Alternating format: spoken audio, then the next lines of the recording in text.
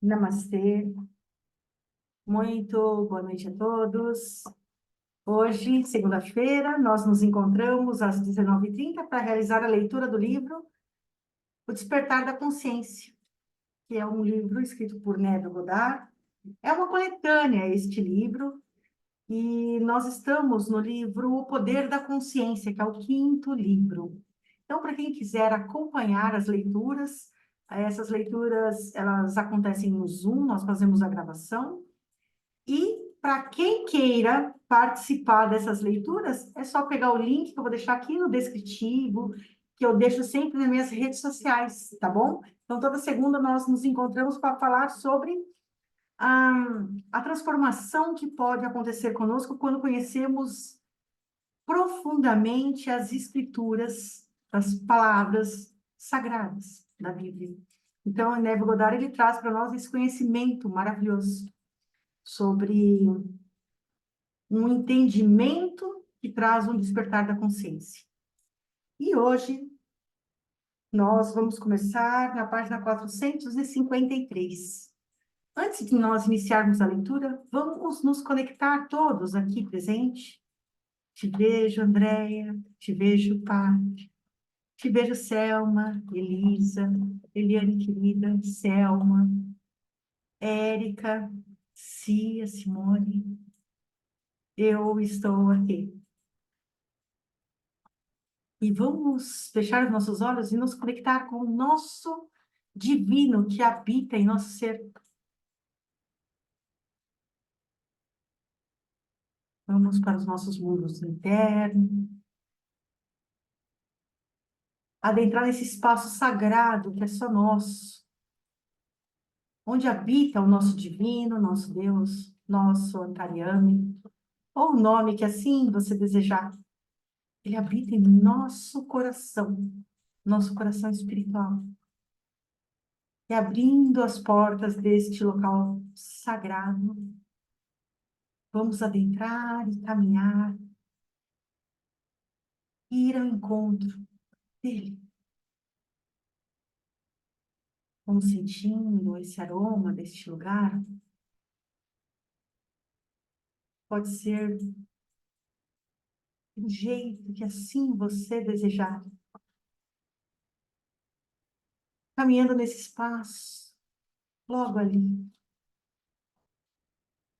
Eu te vejo, meu divino. Eu te sinto. E eu estou aqui. E peço para você, para que estejamos juntos todos os instantes de minha vida. E se caso eu perca essa conexão, que eu restabeleça, que eu ouça o seu chamado, que eu sinta que não estou conectada e volte novamente aqui para conectar contigo.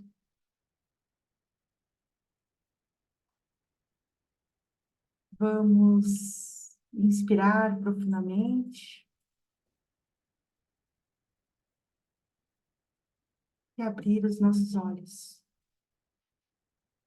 Intenciono a leitura de hoje para que seja uma experiência vivida em minha vida e na vida de cada um de vocês. Hoje iniciamos na página 453, pontos fundamentais. Os pontos fundamentais para a aplicação bem-sucedida da lei da concepção são esses. Primeiro, e acima de tudo, é uma vontade, um intenso desejo ardente. Com todo o seu coração, você deve querer ser diferente do que você é agora. Um intenso desejo ardente, combinado com a intenção de fazê-lo bem, é o gatilho que dispara a ação, é o início de todos os empreendimentos de sucesso. Em cada grande paixão que alcança o seu objetivo, o desejo é concentrado intencionalmente. Você primeiro deve desejar para então pretender ter sucesso. Olha que importante isso. Tudo começa com um desejo profundo e ardente do fundo do meu coração. Este é o início de é o ponto principal para a gente trazer uma aplicação bem-sucedida da nossa lei da concepção, para a gente atrair aquilo que nós desejamos e manifestar isso na nossa vida. Assim como a corça anseia pelas águas, assim anseia a minha alma por ti, ó Deus. Está em Salmos 42, versículo 1. Bem-aventurados que têm fome e sede de justiça, porque eles serão saciados. Está em Mateus 5, versículo 6. Aqui, a alma é interpretada como a soma total de tudo que você acredita, pensa, sente e aceita como verdade. Em outras palavras, o seu atual nível de consciência. Deus, o eu sou, é o poder da consciência, a fonte da realização de todos os desejos. No sentido psicológico, eu sou uma série infinita de níveis de consciência. E eu sou o que eu sou de acordo com o nível que eu estabeleço nesta série. Essa citação descreve como seu atual nível de consciência anseia em transcender a si mesmo. Por isso, a consciência de ser o que você deseja ser é justa. O que está dizendo aqui? Que o eu sou, ele, quando nós despertamos ele, e quando nós trabalhamos ele, o eu sou o que eu sou, ele é o nível máximo do poder da consciência que eu estou consciente de ser. É exatamente isso. Porque cada um tem a sua consciência de ser, o seu aprendizado, o seu conhecimento, e cada um está em um nível diferente. Aí vamos para o segundo lugar. Em segundo lugar, desenvolva uma quietude física não muito diferente do estado descrito por John Cates em sua obra Ode a um Rouxinol. É um torpor aflige meus sentidos, como se da cicuta eu tivesse bebido. Esse é um estado semelhante ao sono, é quando a gente fica realmente em silêncio e praticamente imóvel. Então, esse é um estado semelhante ao sono, onde você ainda controla o direcionamento da sua atenção.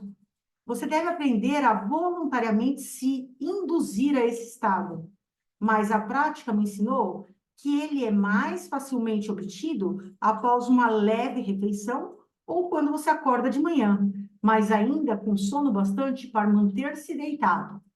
Então, você naturalmente estará disposto a entrar neste estado. O benefício de manter-se fisicamente imóvel se percebe no aumento da força mental que a quietude absoluta traz consigo. Ela aumenta o seu poder de concentração. Aquietai-vos e sabei que eu sou Deus. Está em Salmo 46, versículo 10. Na verdade, as maiores energias mentais raramente são interrompidas, salvo quando o corpo se aquieta e a porta dos sentidos se fecham para o mundo objetivo. Então, aqui ele está falando que um dos momentos que ele acredita para ele ser muito bom é pela manhã, quando a gente acorda, mas que a gente está ainda às vezes com um pouco de sono, mas que você pode ainda ficar deitado, quieto e fazer aí o seu momento de estar contigo mesmo, que você consiga trabalhar aí esse silêncio e começar a trabalhar a sua imaginação. É nesse momento, quando a gente fica imóvel, mas também, como diz no Sentimento é o Segredo, como eu falei para a Selma Mosqueira outro dia, tem um exercício lá que é feito no momento da gente deitar também, na hora que a gente vai dormir. Antes da gente deitar, a gente pode fazer também esse momento do sono, que é antes de você entrar no sono profundo, você consegue ainda controlar as suas vontades ainda. Então, é um momento também que você consegue aquietar. Então, são nesses momentos que são bons de você fazer. Para mim, Simone, eu acho muito melhor fazer durante a noite do que durante a manhã. Mas aí vocês podem escolher aí. E tanto é que Neville Goddard também ele mostra que dá para fazer em qualquer momento. Eu posso fazer de manhã, de tarde, de noite, mas ele está falando aqui também que ele gosta de fazer pela manhã, que para ele é muito bom. Isso é a experiência dele. Mas cada um tem a sua própria experiência. E a terceira e última coisa a ser feita é vivenciar em sua imaginação aquilo que você vivenciaria na realidade, caso você tivesse alcançado o seu objetivo. Você deve primeiro vivê-lo na imaginação, porque a imaginação é a porta para a realidade daquilo que você procura. Domine o uso da sua imaginação com maestria. Não veja como um mero espectador. Fique de longe, observando. Vivencie o momento com você ali, imaginando e sentindo. Imaginando o fim, mas como um participante pensando a partir do fim. Olha só como que é bem interessante. A terceira parte que ele está falando aqui, que é a última coisa a ser feita, é a imaginação. Então, primeiramente, a gente desperta o eu sou. A segundo lugar, a gente aquieta o nosso corpo físico, deixa ele imóvel, quieto, mas que você consiga ainda dominar os seus pensamentos, mas você está relaxado. É um momento de relaxamento, é como se fosse um relaxamento. Um corpo reto, cabeça reta, tudo reto na cama. E no terceiro passo é você imaginar. Então, fazer essa imaginação vivenciando a realidade naquele instante. Então, você imagine que você possui uma qualidade ou alguma coisa que deseja e que até agora você não possui. E entregue-se completamente a esse sentimento, até que todo o seu ser seja possuído por ele. Esse estado difere de um devaneio nesse aspecto. Ele é o resultado de uma imaginação controlada e de uma atenção concentrada e estabelecida. Enquanto um devaneio é o resultado de uma imaginação descontrolada. Está mostrando aqui o que pode ser ou não. Quando eu estou controlando as minhas emoções, a minha imaginação, eu estou fazendo de uma forma controlada, que eu estou fazendo isso de uma forma concentrada, focada. Agora, quando a gente fica viajando, é como se estivesse viajando na maionese mesmo, estivesse sonhando e deslumbrando, aí a gente está descontrolado. E aí não é legal. É legal quando a gente está no foco, com foco. No estado controlado, uma ação mínima é o suficiente para manter sua consciência preenchida com o sentimento do desejo cumprido. A quietude física e mental nesse estado é uma poderosa ajuda para a atenção voluntária e um fator determinante para um menor esforço. Então, você tem muito menos esforço quando você está usando a sua imaginação de forma controlada. A aplicação desses três pontos, que é o desejo, a quietude física e a concepção da realização do seu desejo, é o caminho para o momento único da união com o seu objetivo. O primeiro ponto é pensar em um fim, com o intuito de realizar. O terceiro ponto é pensar através desse fim com o desejo de já tê-lo realizado. O segredo de pensar a partir do fim é sentir a alegria de fazê-lo. No minuto em que você tornar isso agradável, imaginar estar neste estado, você começa a pensar a partir do fim. E um dos maiores equívocos que perduram até hoje é que esta lei só funciona para aqueles que têm uma devoção ou um objetivo religioso. Isso é pura falácia, não é verdade. Ela opera tão impessoalmente quanto a lei da eletricidade opera. Ela pode ser usada para fins gananciosos, egoístas, bem para como para os nobres, mas sempre devemos ter em mente que os pensamentos e ações mesquinhas inevitavelmente resultam em infelizes consequências. Temos que saber o que a gente está desejando. Tá vendo aqui, ó? Aqui está mostrando o que é que nós temos que fazer. Se a gente vai agir de uma forma positiva para o bem maior, para algo que você queira realizar, que faça bem para você e para os outros. Bem para você e para os outros. Como o Connie Mendes fala. Então, ela também é desta grande época de autores aí do novo pensamento, no começo do século passado. Então, quando eu estou nessa intenção que ela é boa para mim e para as outras pessoas, eu tenho uma vibração e isso vai ter um resultado. Agora, se eu também posso, ele não fala aqui, se eu tiver uma intenção ruim, ou o ruim ou o bom, isso daí é relativo. E tem pessoas que elas vão querer de uma outra forma, gananciosa, ou mais ou menos, não importa. O que importa é, dependendo daquilo que você intenciona, isso vai trazer resultados bons ou ruins mais para frente, porque aquilo que eu faço, eu colho. Não tem como escapar da colheita, tá? Sempre. Capítulo 20, a justiça. No capítulo anterior, foi dito que a consciência de ser o que você deseja ser, ela é justa. Esse é o verdadeiro significado psicológico de justiça. E, obviamente, ele não se refere ao cumprimento de códigos morais, direitos civis ou preceitos religiosos. Não é possível deixar de destacar a merecida importância da justiça. Na verdade, a Bíblia inteira é permeada com declarações e exortações sobre este assunto. Abandone o pecado através da justiça, está em Daniel 4, versículo 27. A minha justiça me apegarei e não abandonarei. O meu coração não há de se arrepender enquanto eu viver. Está em Jó 27, versículo 6. Assim, a minha justiça responderá por mim nos dias que virão. Está em Gênesis 30, versículo 33. Muitas vezes, as palavras pecado e justiça são citadas na mesma passagem. Esse é um contraste lógico entre os dois opostos e que se torna ainda mais visível estando sobre a luz do significado psicológico de justiça e o significado psicológico do pecado.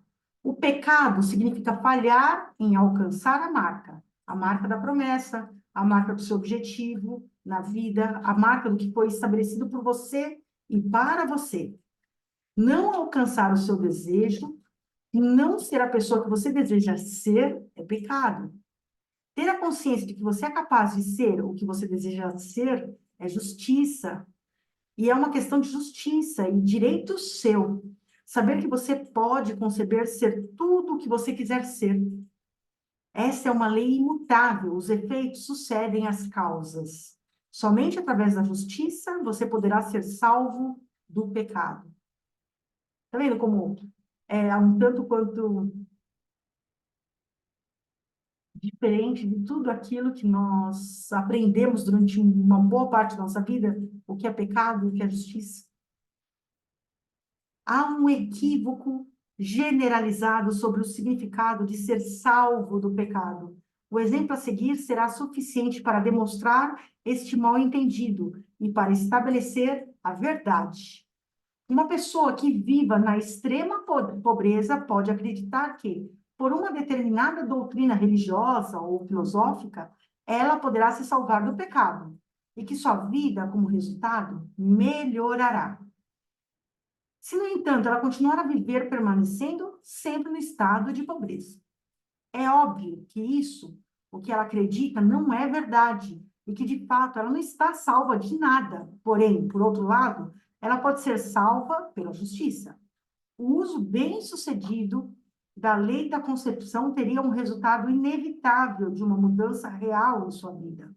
Ela já não mais viveria na pobreza, ela já não mais falharia em alcançar a sua marca, ela seria salva do pecado.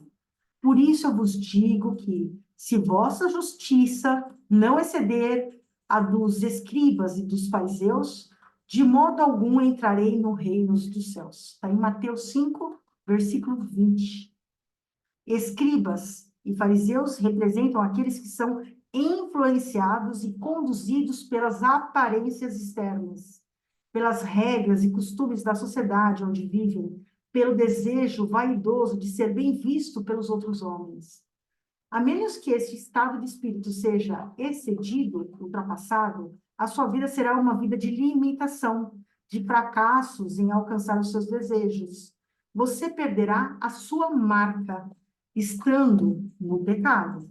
Essa justiça dos escribas e dos fariseus deve ser superada pela verdadeira justiça, que sempre será a justa consciência, já ser o que você deseja, o que você quer ser. Uma das maiores dificuldades na tentativa de usar a lei da concepção está em concentrar a sua atenção nas coisas que você deseja, seja uma casa nova, um emprego melhor, um maior saldo bancário. Esta não é a justiça sem a qual você morrerá em seus pecados. A justiça não é o objeto em si, ela é a consciência, o sentimento de já ser a pessoa que você quer ser, de já ter aquilo que você deseja. Buscai primeiro o reino dos céus e a sua justiça, e todas as coisas vos serão acrescentadas. Está em Mateus 6, versículo 33. O reino, que é toda a criação de Deus, que é o eu sou, está dentro de você. A sua justiça está na consciência de que você já possui tudo o que Deus criou. Então, aqui ele está mostrando para a gente a concepção, que para a gente ter a concepção, a gente precisa entender o que é pecado e o que é justiça dentro das palavras sagradas, de como que você pode aí estar trabalhando a justiça como a sua consciência e o pecado em como você ser aquilo que você deseja ser de verdade. Olha só que diferença que é um pecado do jeito que aprendemos durante muito tempo da nossa vida e o pecado de você não ser aquilo que você deseja ser. É um pecado, porque é um direito totalmente seu ser aquilo que você deseja ser, ter aquilo que você quer ter, você deseja, você intenciona. Aquilo que você deseja do fundo do seu coração, ele é seu. Só basta o quê? Você manifestar. Manifestar. Aí vamos falar um pouco do livre-arbítrio, que é no capítulo 21. Uma pergunta que muitas vezes fazemos é: o que deve ser feito entre a concepção do desejo realizado e a sua realização? Nada. É um erro achar que, além de assumir o sentimento do desejo realizado, você possa fazer alguma coisa para auxiliar a realização do mesmo. Você acha que você pode fazer alguma coisa e você quer fazer alguma coisa, mas, na verdade, você nada pode fazer. A ilusão de que você tem o livre-arbítrio para fazer essa escolha é apenas ignorância sobre a lei da concepção, na qual toda a ação se baseia. Tudo acontece automaticamente. Nossa, aqui, Bhagavan falando, como se estivesse falando nas palestras dele. Quando ele faz aí uma palestra, ele fala que tudo acontece automaticamente. Tudo que acontece com você, tudo que é feito por você, ele acontece. As suas concepções, conscientes ou inconscientes, direcionam todos os seus pensamentos e suas ações em direção à sua realização. Para entender a lei da concepção, para convencer-se da sua verdade, você precisa livrar-se completamente da ilusão que você tem o livre-arbítrio para realizar as suas ações. O livre-arbítrio, na verdade, significa que você tem a liberdade para ter qualquer ideia que você deseja. Assumindo a ideia como um fato, ela é convertida em realidade. Fora isso, o livre-arbítrio não se aplica e tudo acontece de acordo com o seu conceito assumido. Eu, por mim mesmo, não posso fazer coisa alguma. Como ouço, assim julgo. E o meu juízo é justo, porque não procura a minha vontade, mas a vontade do Pai que me enviou. Está em João 5, versículo 30. Nessa citação, o Pai, obviamente, refere-se a Deus. Em um capítulo anterior, Deus é definido como eu sou. Uma vez que a criação está consumada, o Pai nunca está em posição de dizer, eu serei. Em outras palavras, tudo já existe. E a consciência infinita, o eu sou, fala apenas no tempo presente. Olha que importantíssimo isso. Não se faça a minha vontade, mas a tua. Lucas 22, versículo 42. Eu serei é uma confissão que eu não sou. A vontade do Pai é sempre eu sou. Enquanto você não perceber que você é o Pai, que há apenas um eu sou e que o seu ser infinito é o eu sou, a sua vontade sempre será eu já sou. Olha só que importante aqui, ó. Vou até ler de novo. Eu serei é uma confissão que eu não sou. A vontade do Pai é sempre eu sou. Vai sempre eu falar, eu sou. Enquanto você não perceber que você é o Pai, que apenas um eu sou e o que o seu ser infinito é o eu sou, a sua vontade será sempre eu já sou. Na lei da concepção, a sua consciência de ser é a vontade do Pai. Uma mera vontade sem essa consciência é apenas a minha vontade. Essa grande passagem, tão pouco compreendida, é uma perfeita declaração sobre a lei da concepção. É impossível fazer qualquer coisa, você deve ser para ter. Olha aqui, é impossível fazer qualquer coisa, você deve ser para ter. Não é o contrário. Pense por um minuto. Se você tivesse um conceito diferente de si mesmo, tudo seria diferente para você. Você é o que é, e por isso tudo é o que é. Os eventos que você observa são determinados pelo conceito que você tem de si mesmo. Se você mudar o seu conceito de si mesmo agora, os eventos à sua frente no tempo serão alterados. E, quando alterados, eles formam uma nova sequência, determinada a partir do momento quando houve a alteração do seu conceito. Você é um ser com poderes de intervenção que permite que você, através de uma mudança da consciência, altere o curso dos eventos observados. Na verdade, permitem que você altere o seu futuro. Olha só isso, como nós somos poderosos. Negar as evidências dos sentidos e assumir o sentimento do desejo realizado, a tal ponto que a sua concepção seja criativa e determine uma atmosfera, a sua concepção, quando nobre, aumenta a sua confiança e lhe ajuda a alcançar um nível mais elevado de si.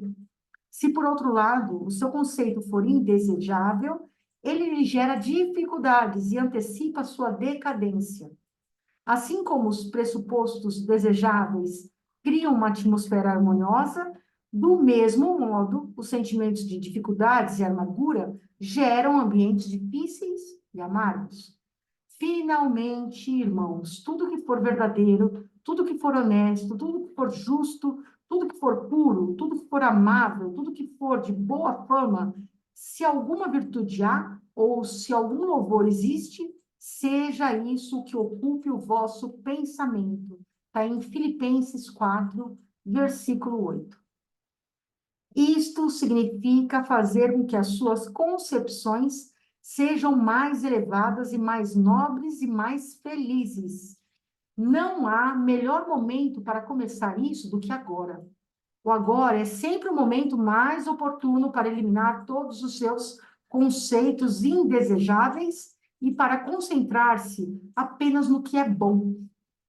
Assim como para si, deseja o bem e a herança divina para as outras pessoas.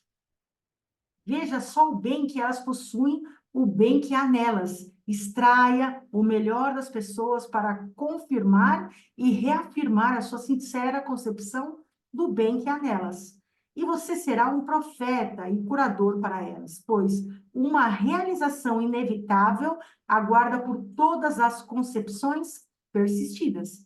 Tá vendo aqui? Aqui ele está dizendo exatamente aquilo que eu falei lá no comecinho, antes da gravação, que a gente precisa somente estar emanando e fazendo a parte nossa, que é tudo é o que é, e que não temos nem que julgar nem nada, que é somente o bem e tudo caminha para o bem.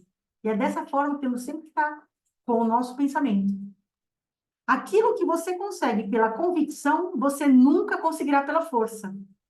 Uma concepção é um tipo de movimento da consciência. E este movimento, como todo movimento, ele exerce uma influência sobre as substâncias ao redor. fazendo com que elas ecoem e reflitam a concepção. Uma mudança de futuro é uma mudança para uma nova direção, para um novo ponto de vista, meramente uma mudança no arranjo da substância mente, que é a consciência. Se você quiser mudar a sua vida, você deve começar a mudá-la pela raiz, mudando seus conceitos básicos de si mesmo.